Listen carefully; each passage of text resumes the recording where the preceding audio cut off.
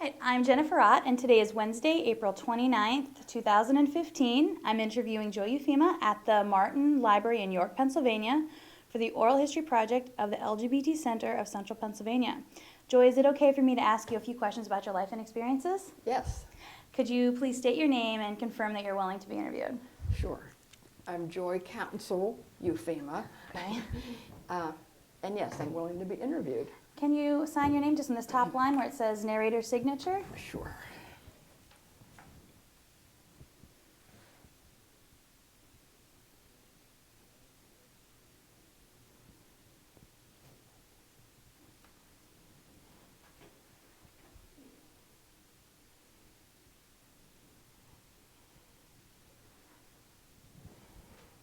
Thank you very much. You're welcome.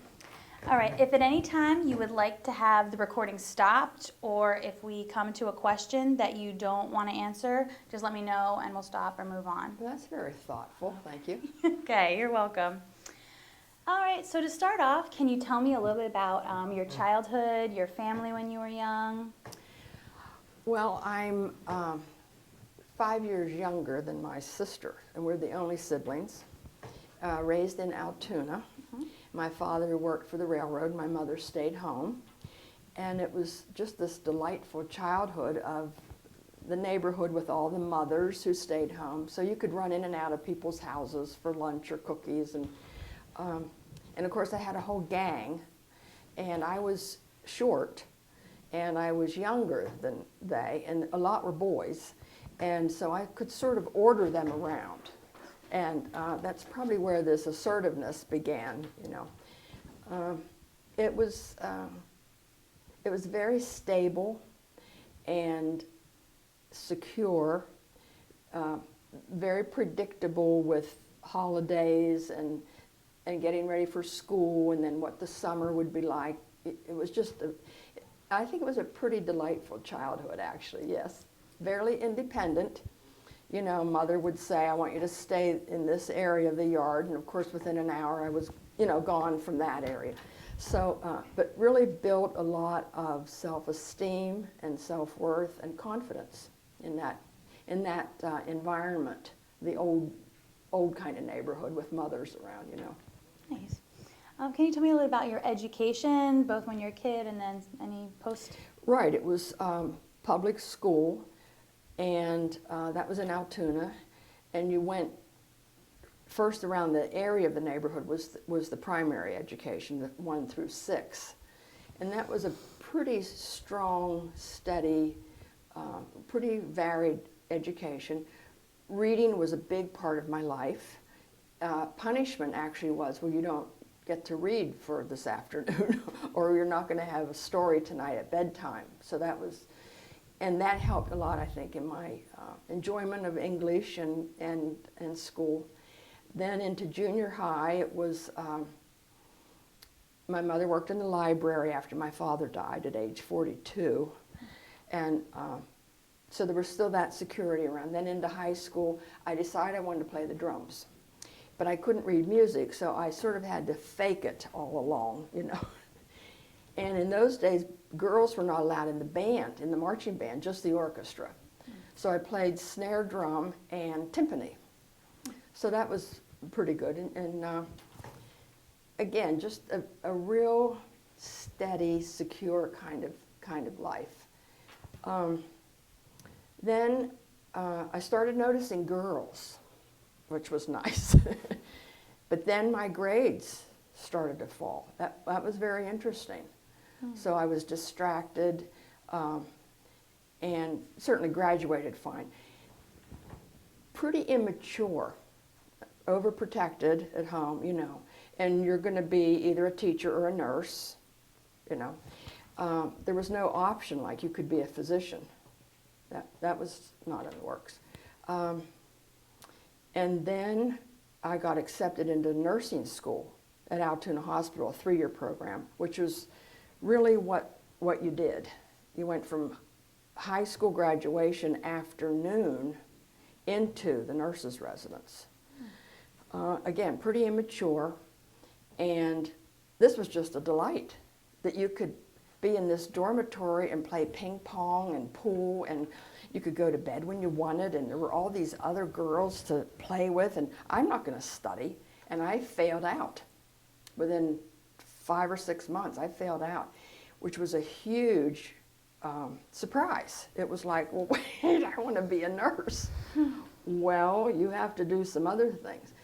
And that was very embarrassing because my chums from microbiology class and all around in high school were in that nursing program. So I had to sling hash at McCrory's to get money to be tutored. My parents were very strict on this. We're not going to do this again unless you're committed and do something about why you failed. And that was embarrassing too, because I had this stupid yellow McCrory's counter girl outfit, and they would come in and, you know, I'd have to wait on them. It was just awful, but it was a good lesson for me.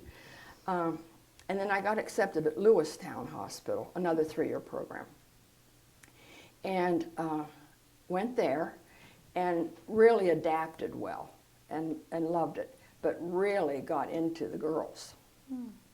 And a lot of pressure from my parents, church, society, that this is way wrong and you're not okay. That was the message. You're not okay. But I knew inside there was this other whole part of me that was great, you know, but I remember my father gave me a watch for graduation, and I wore it down low like boys do. And he said to me, move your watch up on your wrist. So he had this concept of the expression that was going to be more masculine, and that terrified them. So again, the pressure was building. I was kissing girls in the dorm, and that's what I wanted to do, and dancing with them, and it was good. But boy, there was this scary thing about getting caught, and maybe you'd get thrown out. So I went to a birthday party, and there was this handsome guy, and I'd never really dated much in high school. And so he was interested in me, and the feeling was, this is what you need to do, because this other pressure is off. So we dated, and I got pregnant. And when I told my parents, they were actually more relieved than if I was gay. And then we had to get married, and it was just awful. I had 2 daughters, and it was just, I was going to kill myself, because I couldn't quite put in how to escape and what would the ramifications be, because I had these 2 little children. But I knew that mentally and physically I can't do this. So I ran away. And I lived with my aunt in Stilton, the big Italian family that, you know, they love you and it doesn't matter. And I worked at Holy Spirit Hospital as an LPN. I took boards, and even though I hadn't completed the 3 years, I was so strong in certain areas, you know, you pass boards. And then I left there and went to New York State and worked at the crazy hospital, the Warren State Hospital, and got fired for being gay. One of the evening nurses was very seductive with me, and of course she went home and prayed to Jesus about this, that she was too tempted, and she got me axed. So this message is still, this is not okay. And these are penalties if you try to be who you are. There are going to be serious ramifications. So I'm playing with it a little, and then I'm back. Very difficult. This is like around age 29 now. So one day, I was living in Jamestown, New York, and working at the dentist office. And that evening, I got a cab and just said to the cab driver, "Take me to the gay bar." And he did, and there, I'm home. And certainly got involved with women and had relationships. Then there was a fire in my apartment from the guys downstairs that were smoking pot and everything else, so they set fire to their ironing board. And it forced me to move to Harrisburg again to get this LPN job. And I thought, wait a minute, I can finish my nurse, I can get a 2-year degree from HAC, which I did, just flew through, because this huge part of me was now satisfied. And I could focus on studies, and I just loved it. I was a really good little nurse. Then I was working at Harrisburg Hospital, loved it, doing fine, in a relationship, which was sort of okay, you know, and I had this affinity for dying patients. It was almost an identification with their suffering and pain and loss. And I created the job, first one in the country, of a nurse specialist in death and dying. And the whole gay thing sort of just dissolved, and I just focused on this and created an entire career out of it. With it was hot then. Elizabeth Kubler-Ross was hot. This was early 70s into the 80s. That was all death and dying time. And lots of publicity. Got on the front page of the Washington Post, just launched this career. Had a national lecture circuit, wrote books, did video, the whole thing just went. So it was like once that part of me was secure and solid, I could just fly, which I did. It was really, really good. Made a big impact on death and dying. A lot of assertiveness for my patients. That was another part. That all came out again. And then built my own house and got into that wonderful project. That was fun. And was still at Harrisburg, and 60 Minutes called, and Phil Donahue and Washington, all of that. And so we did this, and Linda Lavin for this movie of the week, which was an interesting thing. I was on this farm, on my farm, and it had snowed, and I couldn't get my tractor started. I was so frustrated, and snowed in, and I went in the house to get my pistol to shoot this tractor. And the phone rang, and it was, yes, yes. Is this Joy Ufema? Yes, what is it? This is Linda Lavin. Oh, yes, sure. But it was she. And she had a contract with CBS to do a movie of the week, which was just a thrill. The whole filming, she came to Harrisburg for the filming. It was just wonderful. But the writer had everybody riding off into the sunset. There was no death. And I said, no, that's not my story. It's not my patient's story. Mm-hmm. So we got another writer whose child had been killed by a drunken driver, little boy.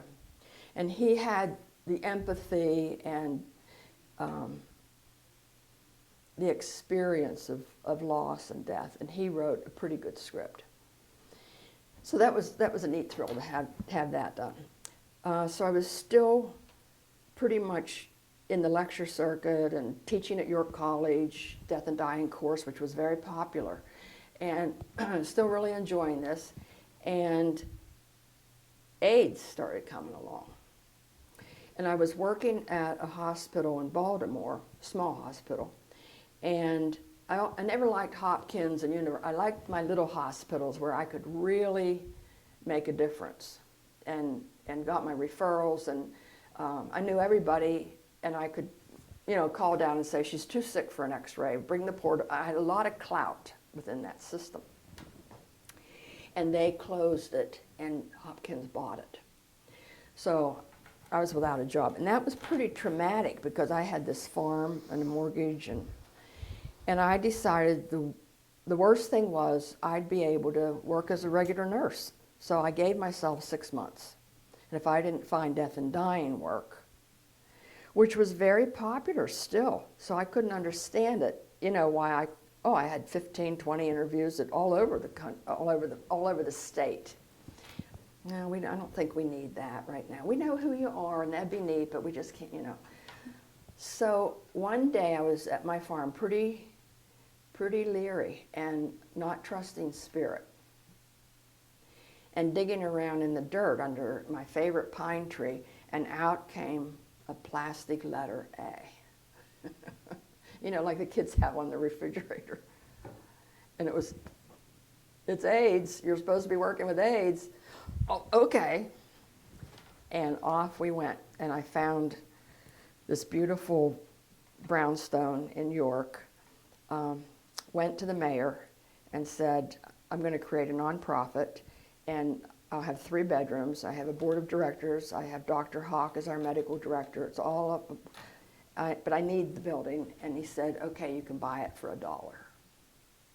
So we did that, and that was a wonderful project. That was 90 to 95. And I just had volunteers come in, and the Art Academy took us as an art project, and they designed all the rooms and wallpapered. And at that point, York was number 3 in the state for the highest number of AIDS cases. That was a lot of IV drug abuse.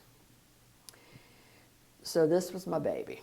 And this was where, again, that whole focus and energy went right into that project. And a lot of people helped. But it was constant raising money because we were nonprofit. And had wonderful nurses and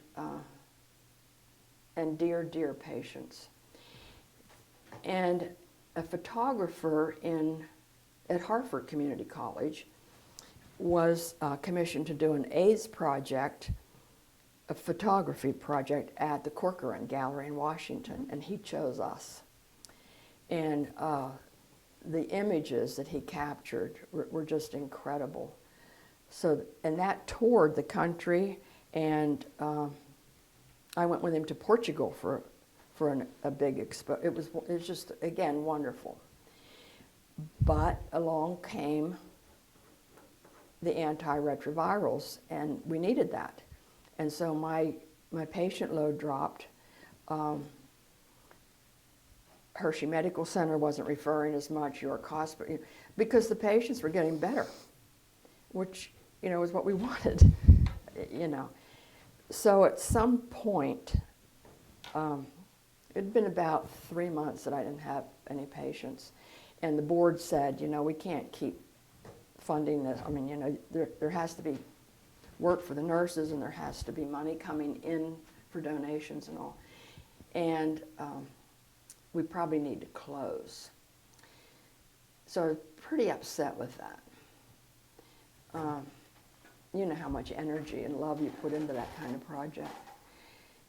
And the medical director said, one of your options would be to turn this into a respite house for cancer patients. I said, well, that's a possibility, but then you have to get Medicare approved, and the strings were awful, just awful. And I said, no, we're going to close, because it was meant for AIDS patients. And there were a lot of respite programs in hospitals for cancer patients. And it was like, this is what it was intended for, and I guess we're going to have to do that, which was a very mixed feelings, you can imagine. And but I scooted our little patients off, and they were starting to get better, and the drugs were working, and that's of course what we wanted. So we had in 5 years 95 deaths. One was a little 5-year-old with us, and then his mother came to die in the same room he had died about a year later. We had a lot of spiritual activity. There were a lot of little spirits moving through that house, and it just made it a really special project, and something that I'll always be very proud of. I want to back up just a bit. I love Sure. your story. Sure. Wonderful. Whenever you were talking about before the hospice, like the movie and 60 Minutes and all of those sort of intense media attention on your work, what impact did that have on your personal relationships, on your relationship with your family? Well, it attracted a lot of women. That was great. And actually, I was in a relationship then, which was pretty good. And I would take that partner on, we have a speaking engagement in Tulsa. Gee, that's a funny city to go to, but let's go. Now we have a speaking engagement in Washington. So that was sort of a really neat little power thing that we had going. I had a lot of lectures. We made a lot of money. We sold my books. And so that was pretty good then. Pretty good. Did being a lesbian ever affect, like, your publicity? Was there negative publicity about you, or did they not generally know? No, actually there wasn't. I never had anything. And I think it's because, people knew I was gay when I was on stage. I dressed that way and had, hopefully, the mannerisms that I want to have. And I was at Tulane speaking in this beautiful old university setting, and with the risers of the whole auditorium went up in these big steps, and you're looking down on this stage. And I was greeting people afterwards and taking questions, and someone slipped me a little note, and I opened it, and it said, "You'll find the bars that you want on Regent Street." So that was a little hoot.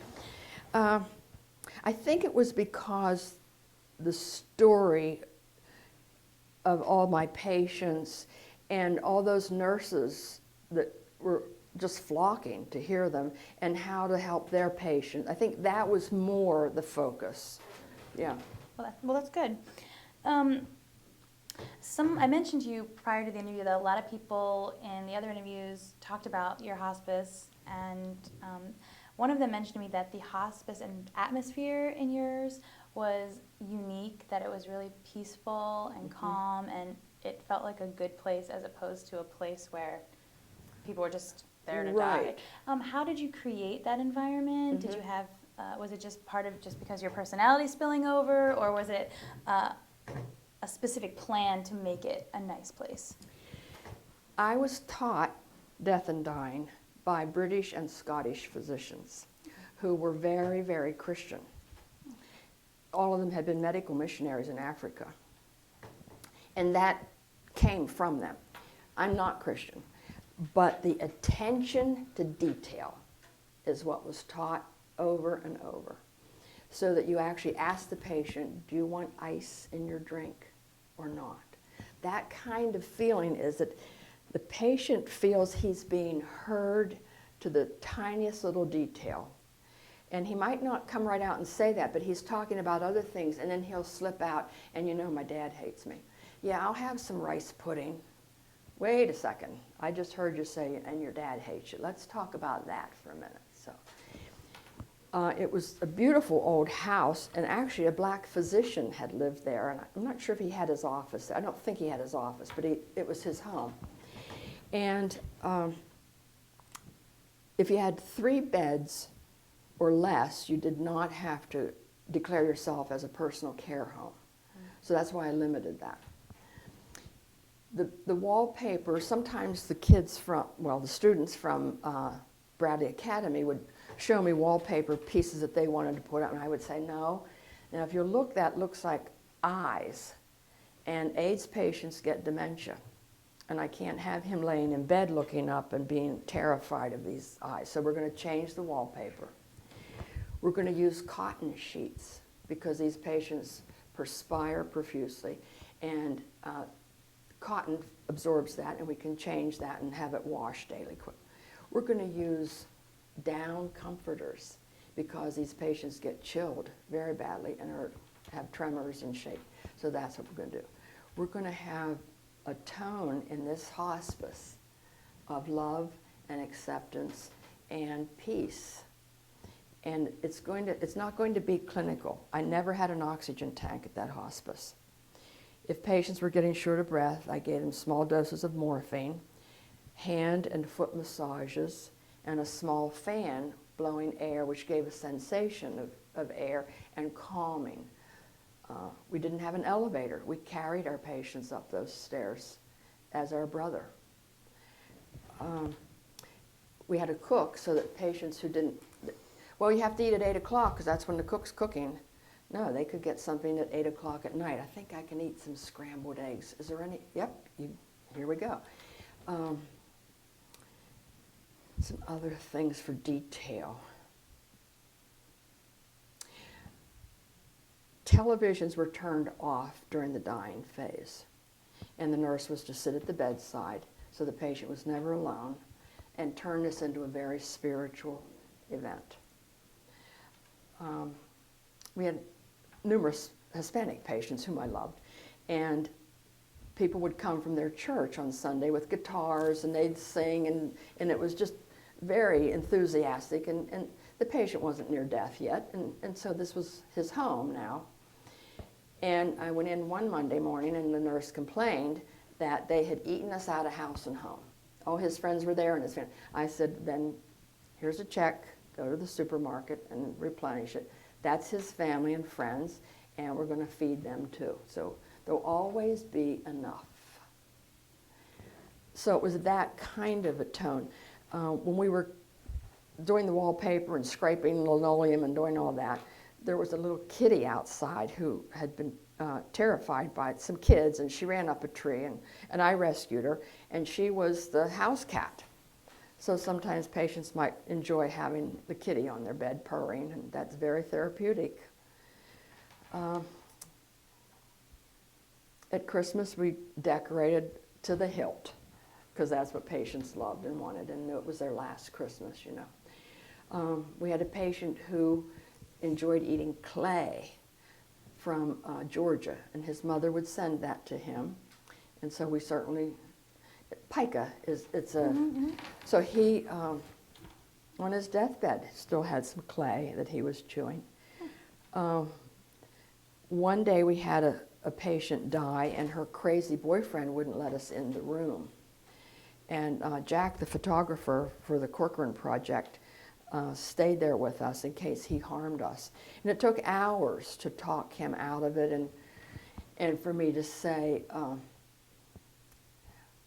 the mortician is here with the hearse, and I need you to help me carry Judy's body down, so that he had to open the door and come down. And let's take some pictures of you with Judy, and this is the final time. And we'll make sure you get some copies of that. That's special for you. And let's get a lock of Judy's hair and give it to you. So that it took a lot of calming him down. He was very anxious and upset. I wasn't sure she was dead, but she was. So it was always keeping it gentle and soft and accepting. We had a real sweet young woman who came to the door very ill and emaciated and said, can I come here and die? And I said, yes, you can. Well, I'm going back and get my stuff. I said, okay. I was worried we wouldn't see her again. She was pretty ill. Came with a little grocery bag of her clothes. And there was a gang in that area, Crips. And they wrote on the side of the building their sign and their name, you know. And one of the guys was sitting on the front steps, and I said to him, you know what this place is?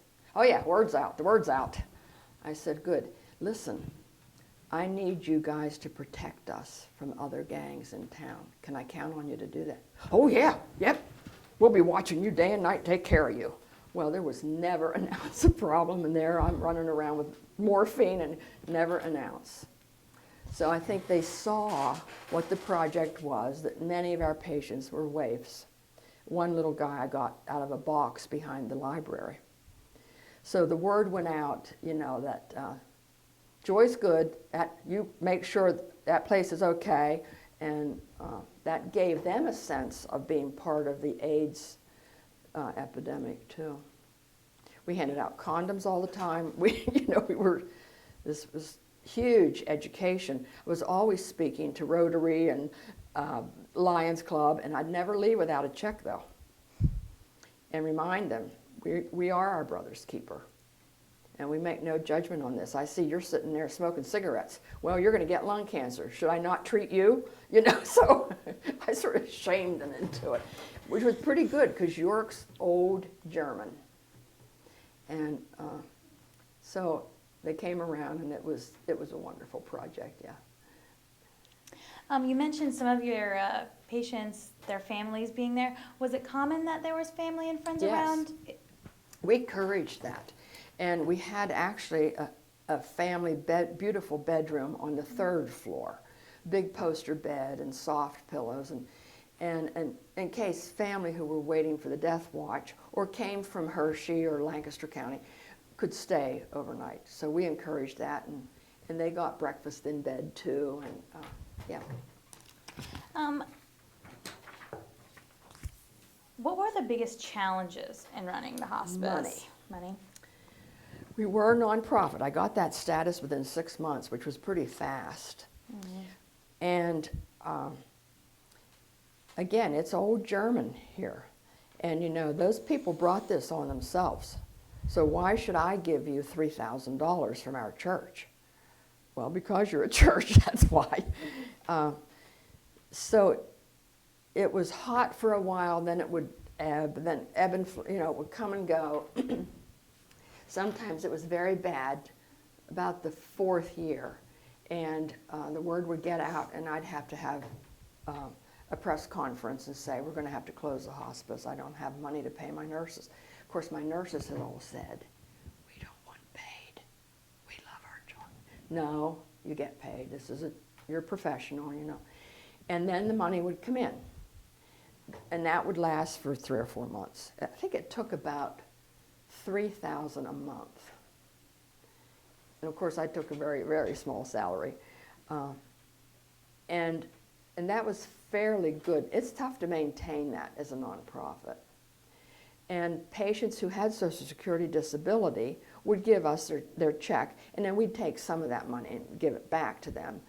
But that seemed reasonable, that you're going to get exquisite care and dignity like you've never had in your life. And that nurse that stayed here all night with you, she didn't get paid. So, oh yeah, okay, here's my check. Oh, don't even give me any. I don't need no cigarettes. You know, so.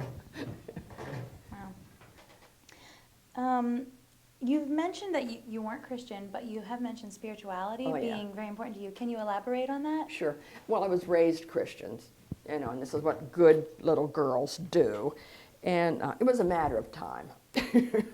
So, you know, just being exposed to other people and reading and just sorting out that probably Christ was pretty great, as Muhammad and Buddha and all the other guys, you know. But it wasn't because I was gay that the church that wasn't my problem. It was just the overall feeling of restriction, judgmentalness, hypocrisy, all of that. So I was in church as an adult, and a Lutheran church, and I remember the minister with his back, he was giving the final prayer, saying, "Dear Lord, move the hearts of your people." And I thought, wait a second, I don't think God's supposed to be moving the hearts. I think we're supposed to be moving our hearts, you know. And if God could move the hearts, we wouldn't have had the Holocaust or Japanese internment, you know. So I don't think it works that way. I think I think there's a piece of the Creator in each of us. And that we can choose love or fear. And when we're acting fearfully, that's when we're not kind and feeling guilty and feeling grief and all of those things. Anything that's not love, I think, is not real. I think love is the only reality. But we have these other things that come from being human. But the answer's there. And if we choose love, we get, I think we all have had it, at least I've had 1 or 2 of them, where you just knew this was how it was supposed to be. That was the answer. So we did have a sweet Hispanic priest at the hospice, and because many of the patients were Catholic. And we always had a service at the end of the year for all the patients who died. And so that was a religious service, and it was Christian. But I had a priest, a Catholic, and a rabbi, a priest. I had the whole gang there to cover, you know. And certainly patients would ask for clergy and communion, and we would just love to have whatever they needed for their peaceful death, their own death. You have to die your own death. I can care for you and love you, but you have to find your own peace. And I'm not sure all of our patients did, but they certainly were loved and had dignity. Yeah. Can you talk about some of the other fundraising efforts that you did? Were organizations like SCAN, I've heard a lot of talk about, were they affiliated with the work you did, or was it a very separate thing? You know who was here then was Bernie Earhart, and I forget the name of his group, but they did a lot, and they would give money to us as well as money for their own. They did a lot of home care things and buying patients food at home and that. Well, one was a letter to Princess Diana. And I said to her, you'll love coming here. I know you go to New York frequently and that AIDS is your project. And we're right on where some of your relatives are named, Duke, King, Queen, Princess Street. And we would love to have, it would be $1,000 a plate, and we would have it at a huge thing. Well, you know, it was my best grammar and English. It was beautiful, and I sent it to, where was she? At Kensington Palace, I guess. Well, little did I know, because I'm working my buns off, I'm not reading the National Enquirer where she's off with so-and-so sucking her toes on the Riviera. I don't know all this is going on. So we didn't hear for months. And finally, a check for 500 pounds came with a letter from her secretary saying, you know, who was she?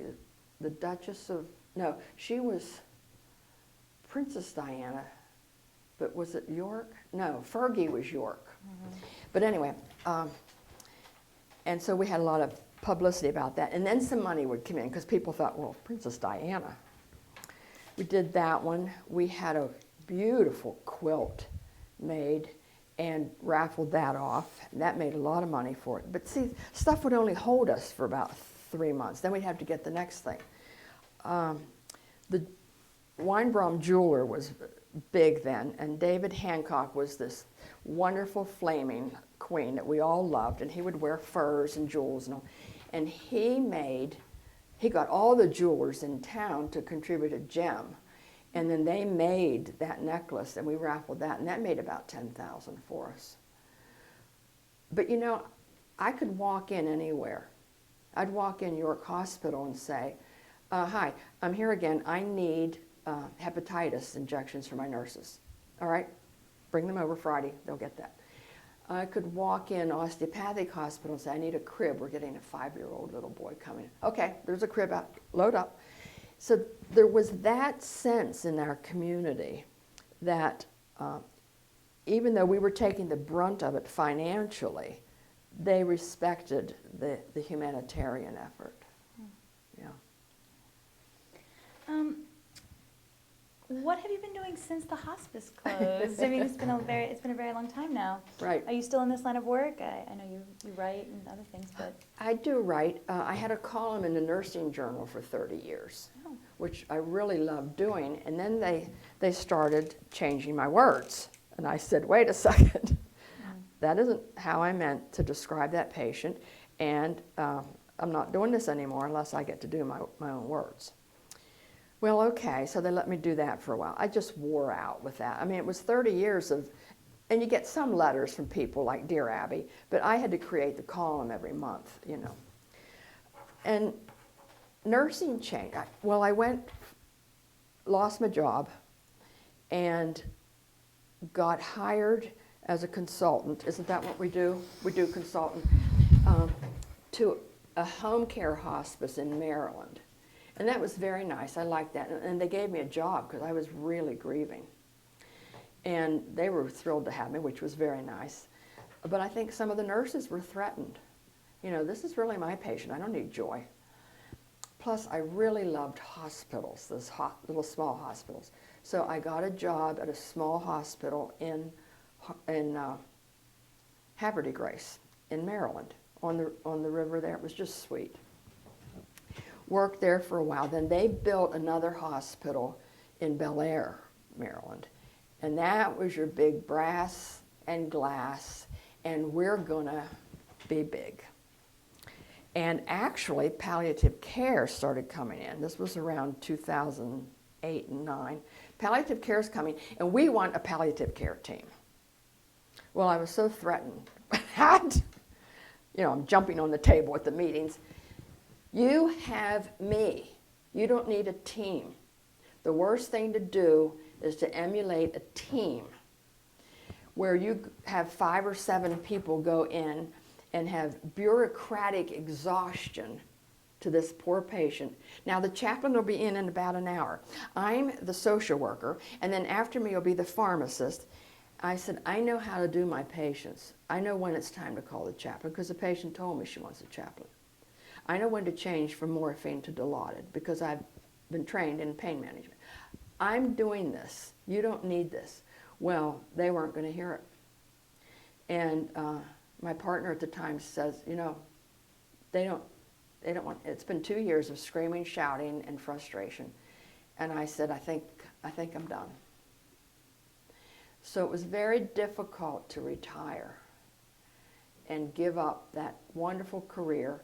Plus, I actually knew what was right and what was best, and had a wonderful reputation with my patients and families and the docs. It was real good. But people who didn't know diddly about palliative care would come in now with their little badge, and it was very frustrating because they didn't know what they were doing. And it was all this outcome measurement. You don't need to measure whether she's nauseated or not. I got a Compazine order and she's not nauseated, so we don't need to write all this down. Look at your patient. Is she vomiting? Well, no. Well, that's how you tell. That's your outcome. So, but it was all this justification of funds, and the whole thing went fluey. And I said, I can't be part of this. This isn't, I was such a purist with the hospice philosophy. So I retired. I had a little private practice for a while. I didn't seem to be needed in that. No hospice program in the area took me on their board because they were afraid what I'd, you know. I kept writing some. And then, you know, it took me about a year to sort of settle and switch from a professional to enjoying my horse and my miniature donkey and playing with the chickens and mowing and doing the garden. And I said, you know, this is fine. I've done it, and I'm proud of it, and I love to read, and I'm fine, you know. So if people, sometimes someone will call and say, my grandma's really bad. Can you come? Oh, sure, you bet. Or my dad's in a lot of pain. Remember, he used to farm with you? Yeah, okay, I'll be right over to your dad, you know. And call that hospice and say, he doesn't have any liquid morphine. When was the last time your nurse was here? So there's still some of that input. But it's good. I'm good. Was there any patients that you had that sort of maybe changed you or changed how you viewed hospice work, or like a patient who left an impact on you? That's a good question. We had a gentleman named Barney, whose father's name was Bernie. And he was a redneck kind of guy, carpenter.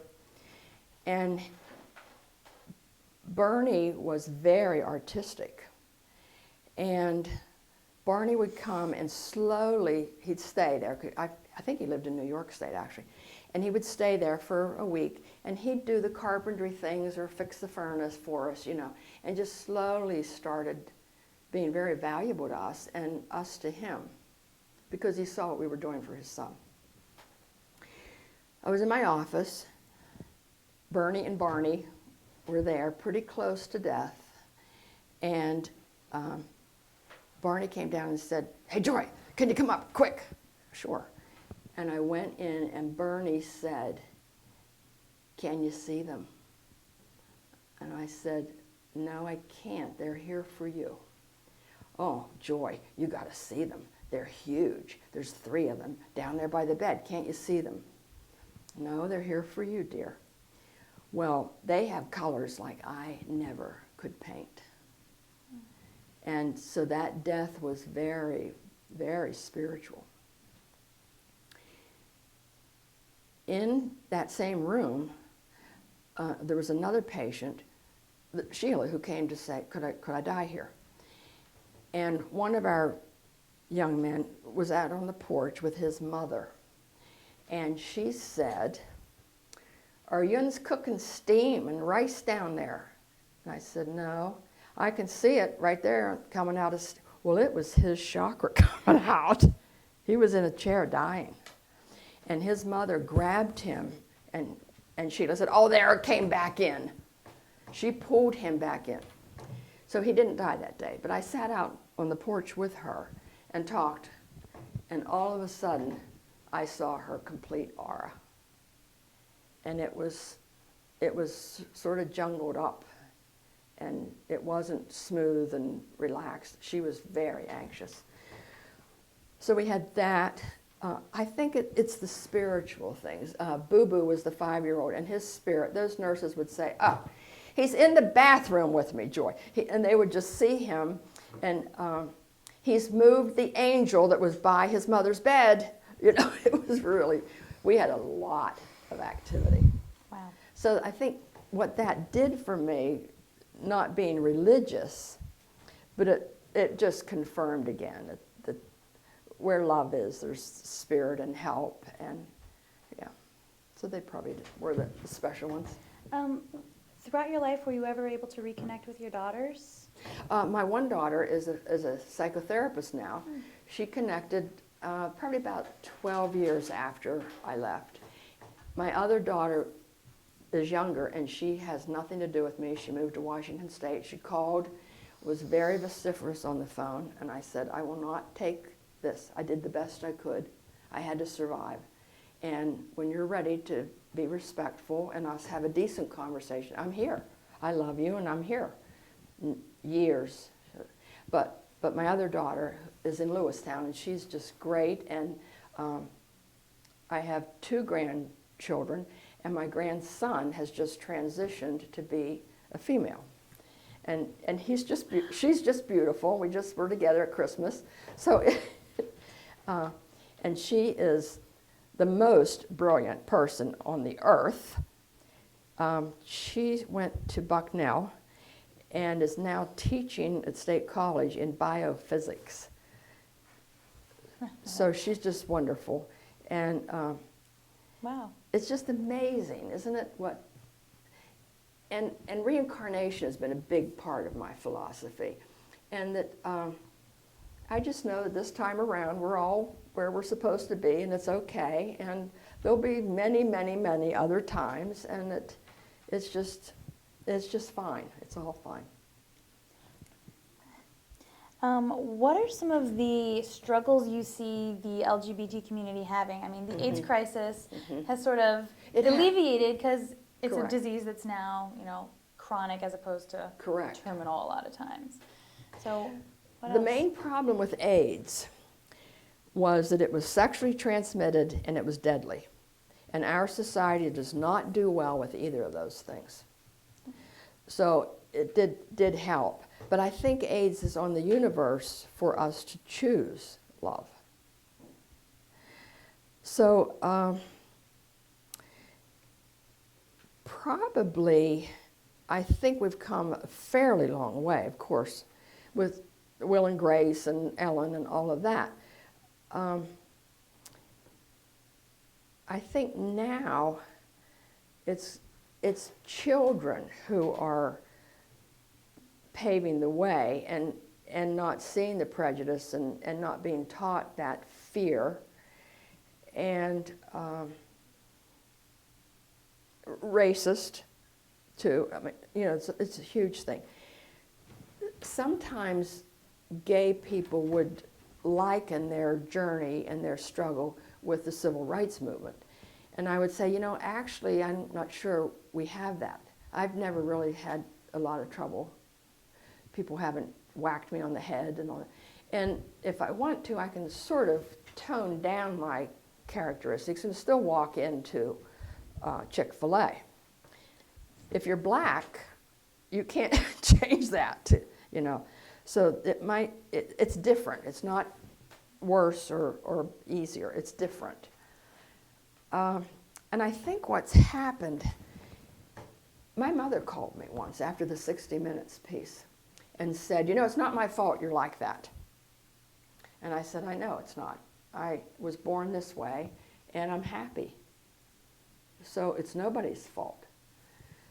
And I think that's what's been changing, that we know in every society since man, there have been about 10% homosexuals in that society.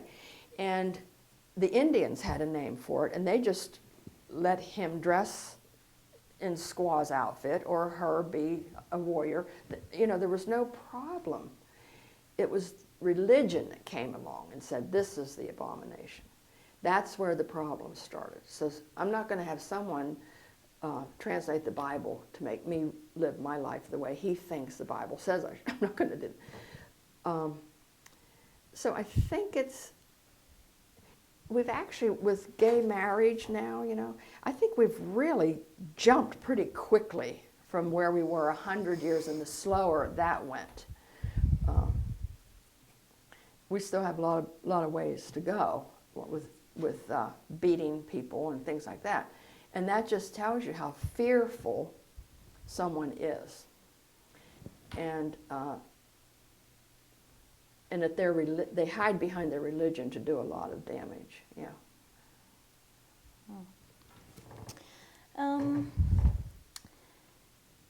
Have I missed anything? Is there something else I need to be asking you? I'm not sure this reincarnation, that I didn't choose to be gay. And then the good career and the advocacy for waifs wasn't part of that. Probably therapists would say, well, you're compensating and overcompensating for being gay that's not acceptable, but you chose an area that would be acceptable and people would look up to you. I don't know, and I don't care. But I think we just need to let people be themselves. And we're seeing that again with little transgendered kids.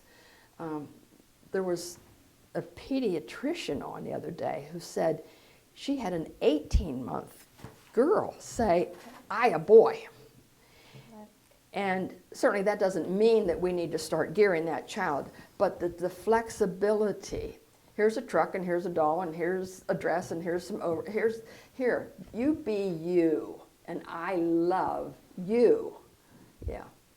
I think that's sort of where we're headed, so I'm pleased about that. Great. Can you think of anybody else we need to be contacting that might have stories that are important to either HIV and AIDS activism or just LGBT community members? I see. Too bad Bernie died. I just loved him. Bernie Earhart. You know, I'm not out there with the professional people now as much. I'd have to think about that and get back to you. Okay, that's fine. You can get back to us. Yeah.